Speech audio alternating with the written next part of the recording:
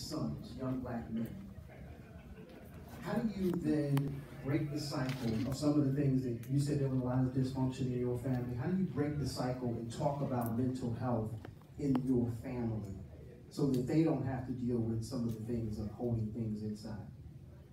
I don't think we sit there and directly say something about mental health, but with my kids, I held family meetings. I did family meetings with them all the time.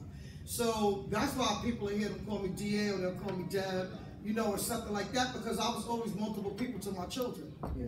You know, so if it was mommy, then I knew that it was just us doing the thing. But the minute they said DA or Dad, oh Lord, I know I got to step back, because you get to say two curses that was hell and damn, and you got to just say different things. But I allowed my kids to express things, for even if I did wrong. Yeah. Okay.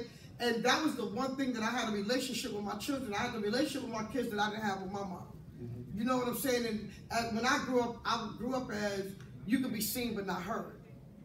You know? So those were things that I did not do with my children, and along with all the other that I had in my life. Here's the most important thing to me, and this is what I express to women the most. This is to women, okay?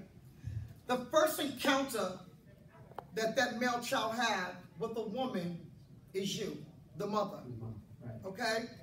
I always feel that all men that disrespect women, they're really disrespecting their mothers, okay? So you have to be mindful of what you're doing. You have to be mindful of your behaviors to have some kind of healthiness going on within your sons. That's really, really big. So when they start going through all those changes, even to the ones that I worked with, a lot of them, they didn't understand how I was with my kids. They didn't understand that my kids are my kids, 30 years old and all, those are my babies. You know what I'm saying? And I'm still mommy, and I'm still telling people here, mama's boy, and who's a mama's boy, and Quan's a mama. They mama boys. Yeah. I'm there for my sons at the end of the day.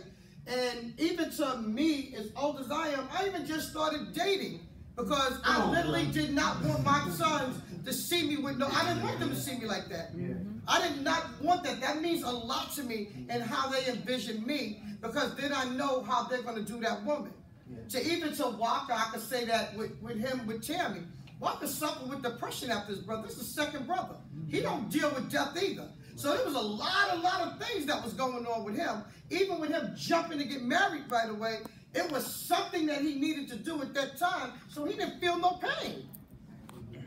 You know what I'm saying? Did you have an open dialogue with him about that? What part don't you understand? You know what I'm saying? Because failure is not an option. So you went there and you made a commitment to do this. This is something you got to do. Yeah. You have to do this. Well, not like it's a bad person there or nothing. You have to take ownership of you. And that's why he's able to admit what's going on with him. He's able to admit his faults. He's able to admit his shortcomings. It don't matter what anybody say. It don't matter. But you can admit that. You're a public guy.